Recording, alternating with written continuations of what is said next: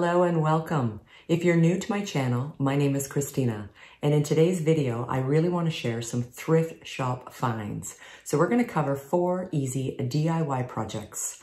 From thrift stores to Goodwill to even garage sales, you'd be surprised what you can find. So I'm going to talk you through all the details, decorative finishes, and the supplies that I use. So let's head over to project 1.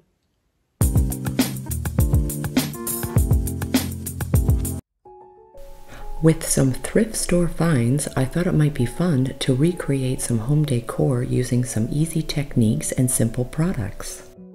I love the size of this lamp. It's perfect, and I love the shape, and I think we can do something with the base as well as the lampshade to restyle, recreate, and recycle. I'm going to start the base of this lamp using the Rust-Oleum chalk paint in ultra matte charcoal color. Using small little spurts of paint, I'm going to go around the entire base and let dry. I'm only going to apply 1 coat of this. Chalk paint is fantastic considering it's a water-based paint, so it's going to dry quite quickly, and being out in the sun, we're probably going to leave it here for about 45 minutes to an hour, then we can continue to the next step. I'm going to start with old chip brushes and regular house paints. So I have some colors here in some white, light gray, and dark gray, and I'm going to use a textured style using a salt wash. If you can't locate the salt wash, which I will leave in the description box below, you can always add a baking powder, or even if you wanted to use a cornstarch. This will allow, with a 50-50 mix, to create a really nice thick texture. The base of this lamp already has texture, and I think if we elaborate on that, we could really come up with a fun design. Again, if you can't locate salt wash, which is a great textured medium to mix with paint for texture, you can always try some stuff around the house like the cornstarch or the baking powder. So this way you can create your own texture right with the stuff you have at home. I'm going to use the dark gray onto the bottom, and I'm going to just go about maybe a quarter to halfway up, and I'm going to make it very random.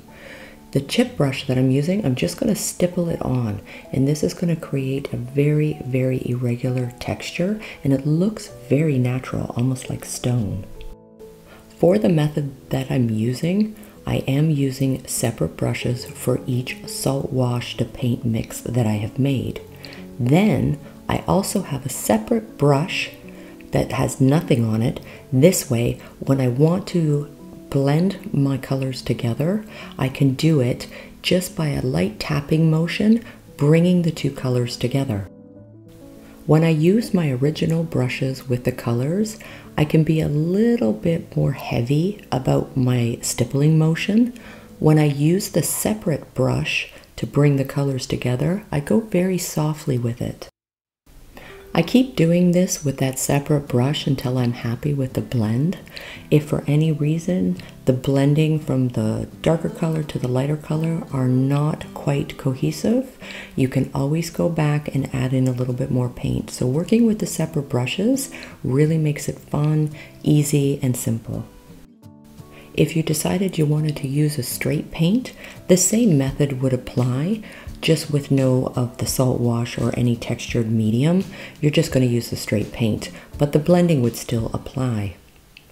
For the lampshade, I want to remove the accordion style and just use the base, and I'm going to show you a really cool trick and a neat supply to make a fabric of the lampshade very easy.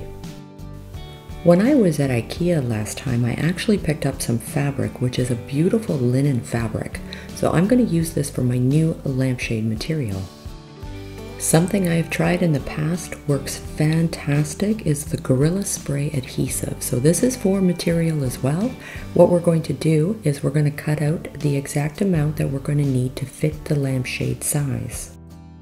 It's always best with beautiful linens as well as the thicker cottons is to give it a good iron before we go ahead and apply it to the lampshade.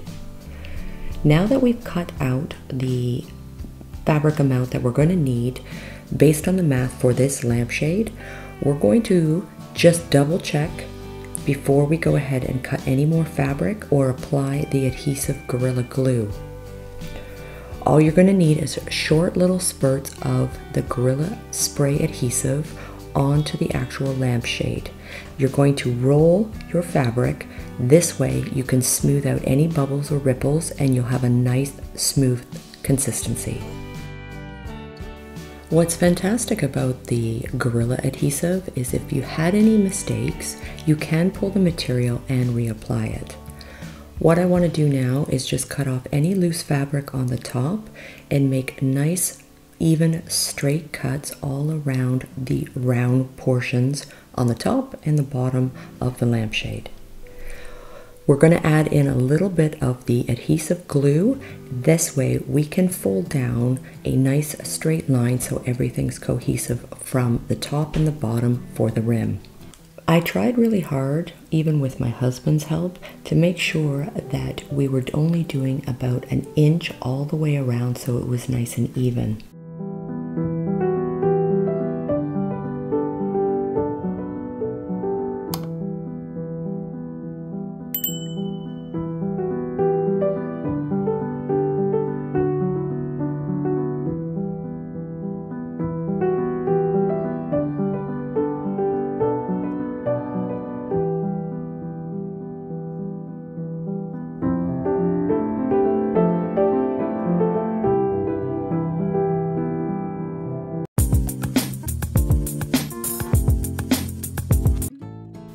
Here is a vintage dresser that's in the maple wood that it's actually seen some better days and it's a little bit in a rough condition, but I think we could do something that's fun, modern, but still actually preserve the wood on this particular dresser. First thing we want to do is sand it down just using an orbital sander by the Bosch. I'm going to start with a 60 grit sandpaper, then I'm going to move to a 120, then smooth it out with the 220 at the very end, so this way the wood would be nice and smooth. There just seems to be a light varnish on here and I want to try to get it back to that nice natural raw wood look. It worked out really nice for this dresser because there isn't a lot of wood carving to it, so sanding it with the orbital worked out really nice. I will swap out the hardware and I thought it might be fun to create our own hardware for something really inexpensive. But for now, we just want to get all this sanding completed and then we're going to wash it for any of the sand residuals and make sure it's nice and clean. Then I'm going to bring it in and we can get started onto the next step. Quick tip with the sanding orbital sanders. You may come into corners, so I just use the actual sanding discs to be able to get into those tiny grooves. It's easy, it's simple, you don't need any extras. Now that we have the entire piece cleaned off of any dust and debris, we can actually start into our next step, which will actually really enhance the wood. I'm going to use a chalk paint in the Annie Sloan Pure White, and all we're going to do is make a 50% paint to 50% water paint wash. You do not need to make a lot of paint wash when you're dealing with a furniture piece even at this size. I usually just use the 8-ounce plastic cups for disposal and it's 50% paint, 50% water. You're going to apply it, then with clean cloths you're just going to wipe it back. When you're using a paint wash onto a wood, I always recommend to wipe the paint wash back with the grain of the wood. I'm just using the blue shop towels and I'm swapping them out for each section that I work on. I do find it very helpful to work in small sections when you're working with a paint wash, and if you want it to be a little bit more richer, you can always add a second paint wash. Now, because chalk paint is water-based and you're mixing it with water, I find it very helpful to make sure to keep stirring my paint wash as I continue in my sections. What will happen is the chalk paint will float to the bottom even over a few moments, so it's really healthy just to keep stirring it as you continue on with your project. This way your paint wash ratio will always match anywhere you're applying it to your project. You can use any paintbrush, or you could even use a chip brush to do a paint wash. What's really important is once you've dipped it in is to make sure to kind of wring it off the side of the cup a little bit so it's not too drippy. I prefer that my paint wash not drip all the way down my project, so again, working in the small sections really helps with that. I'm really happy with the results just using the one paint wash. So I'm not going to use two, I'm just going to use the one, but I am going to leave it for a couple of hours to dry fully and completely before we move into the next step. I wanted to try a natural, slightly kind of a bohemian inspired kind of look with this stencil, and this is by the Royal Stencil Design Studio, which will be in the description box below. I also just want to clean up the sides of the drawers so that way all of the wash and the wood match equally and are cohesive. When we get into the stenciling part, I'm actually just going to go and take those drawers out because I want my stencils to be even, because the stencil itself is actually a little bit irregular, but that's the look we're going for. The stencil's so big and I want to do a small drawer, it's good to find things that you can prop your stencils up so this way it lays nice and flat.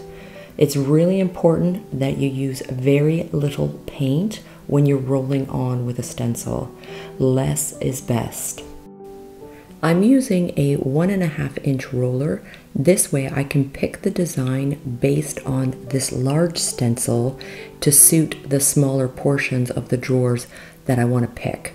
So it's really just picking out what it is in a stencil that you want, and the big thing with the sponge rollers is making sure that your paint is extremely even on the sponge and there's not a lot of paint. This will avoid any of the paint going underneath that stencil. You also want to go slow and steady, and it's okay to go in different directions with a roller so that way you're not going to have any roller marks once you've lifted up your stencil and see your final result. The funnest part about recreating and doing makeovers for furniture is creating a new hardware. I'm going to recycle these mushroom pull handles that I already have. But if you go down to your local restores or even thrift shops, you can sometimes find old hardware. What I'm going to be using here is just the light colored jute yarn with a little bit of hot glue, and I'm just going to roll it nice and tight all the way around this hardware, and I'm going to do it to all 6 of them. This way I'm going to create an entire new look. This has worked out beautifully because I already had the hardware, and the light colored jute twine that I have only cost me $1. There are all kinds of different shape hardware that you could find to recycle, and by using this method makes it very inexpensive, and you can create a beautiful look just using the different twine colors and a little tiny bit of hot glue. Some of the different jute twine colors out there come in greens, red, black, different neutral tones. So sky's the limits when it comes to the furniture color designs, and if you wanted to mimic this concept for your drawer pulls.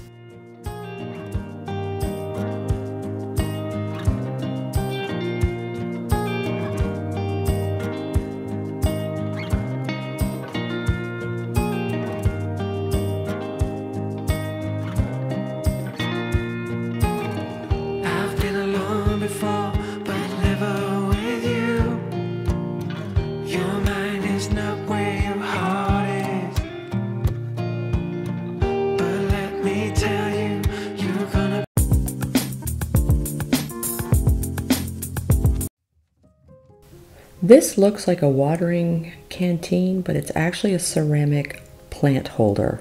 And I found this also at the thrift shop for $8, and I thought just to try something a little bit different.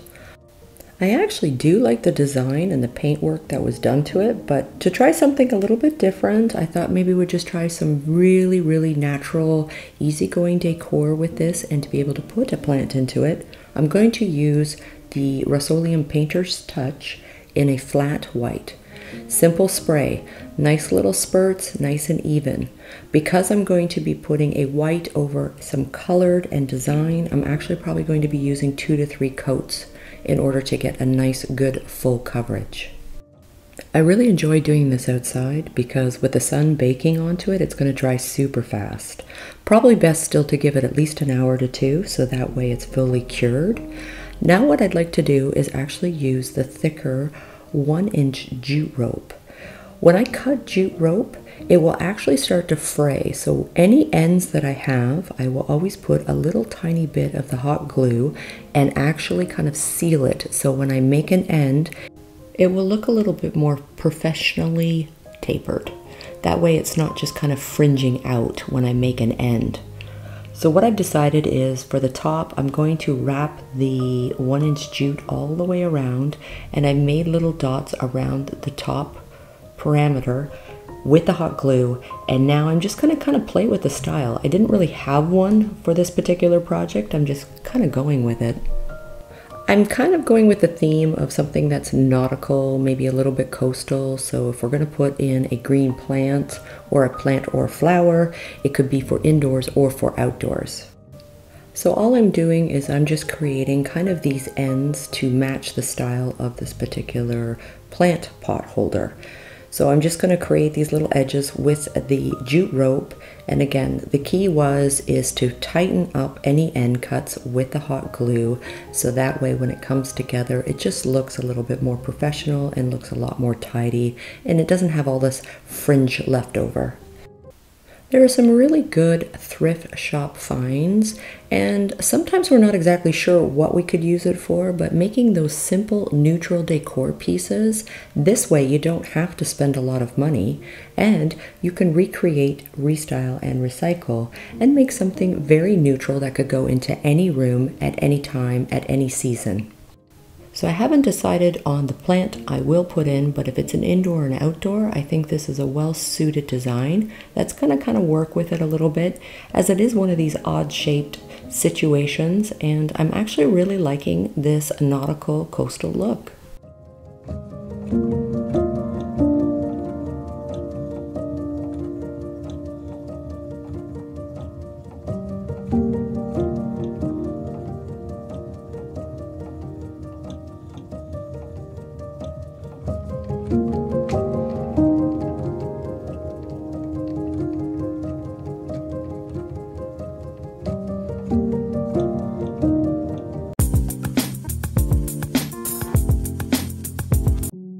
I love finding these little desk lamps at the thrift shops. They're perfect. They're so versatile for any space or any style. So I really like to make something that's very neutral, but most of all really easy. The nice part is I actually like the lamp shade itself just as is. So I'm just going to focus on the base of this.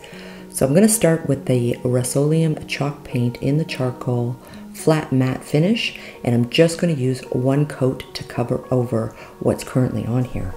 Because I'm using a darker color over a lighter color, generally you're only going to need one coat.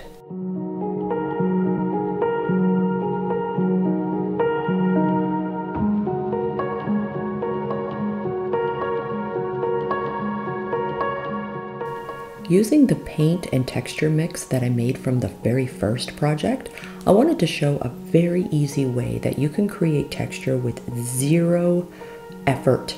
And that's just doing a simple stroke, nice even strokes with the textured paint.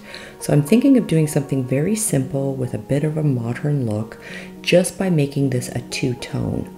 What I want is my strokes to be nice and even all the way around, which makes this little project and the size of it easy to maneuver because I can hold it in my hand as I run the brush all the way around. You could also use a painter's tape if you really want a very definitive straight line, but I do enjoy to making it look a little bit more like a stone color that's two-toned, so I'm going to go with something a little bit irregular, but it's still going to have somewhat of a straight look of a light neutral on top and a darker on the bottom. So again, just running that paintbrush with the texture paint all the way around, nice and even, gives it a very, very pottery-like look with the textured paint, and it's so simple to do. Using this textured paint, again, whether you've used a salt wash or you've used a baking powder paint mix ratio, it's so thick that anything that you do have as a base only acts as an adhesion for your paint. So you can play around with this. You could actually create this exact look just even with a few different colors. I'm just doing it in the neutral tones that I started with from the first project.